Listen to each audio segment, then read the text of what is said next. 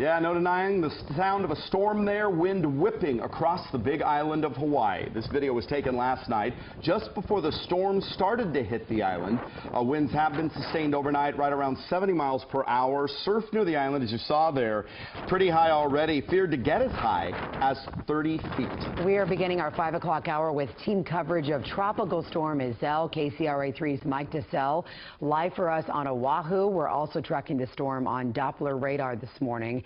And we are also going to take a live look from the different areas, University of Hawaii and Hilo, where the storm is making landfall. Yeah, KCRA3's Tamara Berg also tracking the storm for us from our studio. But we do want to start with Tamara because this has kept you guys busy for, gosh, 24, 48 hours now. Yeah, you know, it's been interesting to watch the evolution of both not one, but two storms here. And you could see the storm still curving there, the path along the Pacific.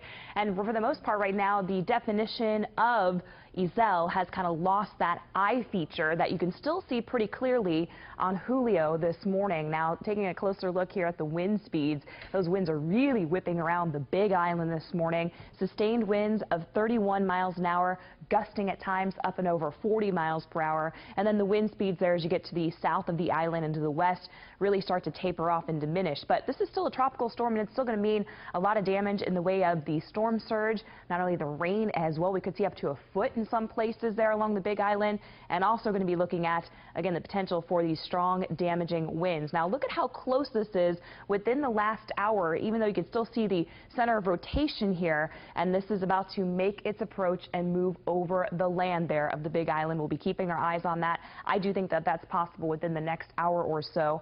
Closer track here, as you can see, it's going to take the storm further to the south and to the west. It's moving pretty slowly, under 10 miles per hour, and that's going to be moving to the west and continue that track as we go through and into your Saturday, where I do think it will be dropping off potentially to a depression at that point in time. Back to you guys.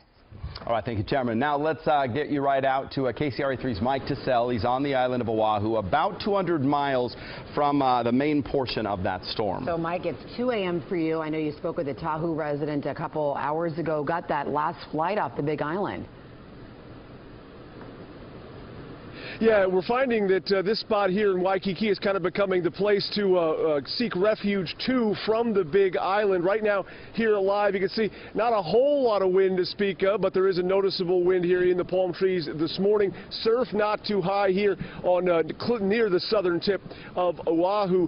Different scene, however, on the Big Island. And take a look. This is going to be some video from Hilo, Hawaii, showing you the surf coming in this morning. There are already reports of power outages. A geothermal emissions plant had released some sort of sulfide, so there's a warning out in that area. There are some road closures throughout the entire area. Obviously, schools closed, public businesses closed right now. But interestingly, I did talk to a Tahoe resident late last night, just about 3 hours ago, who was on the island of Hawaii, the Big Island, when he showed up at his hotel to check in, and it was a ghost town. Listen. Well, we were over in the Big Island, and we went to check into our hotel in Kona, and there was nobody there.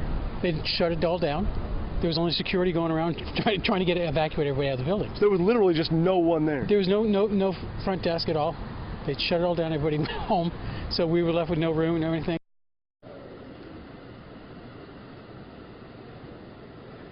And back here live, this is a live look right now at the waves off the Moonlight early this morning here off of Oahu. Now, in talking to that Tahoe resident, he told me that there was a sign that said it was directing him to the local high school where he could find a cot in an emergency shelter, but he and his son decided to head to the airport. They were able to get that last flight of the night off of the Big Island. They are now here along Waikiki Beach in Oahu, where they will spend the next couple of days before heading home. But he's just one example of people we've heard of leaving the Big Island, coming up to the northern islands to try and kind of escape any of the impact here. But the real concern is going to be, as this storm is slowing down, the amount of rain that is coming, the storm surge that could come with it, could have some interesting impacts, definitely on the roadways, those lower lying areas here on the islands, because that's going to be a lot of rain coming from what initially they thought was going to be a faster moving hurricane is now going to kind of sit over them as a tropical storm. So that is the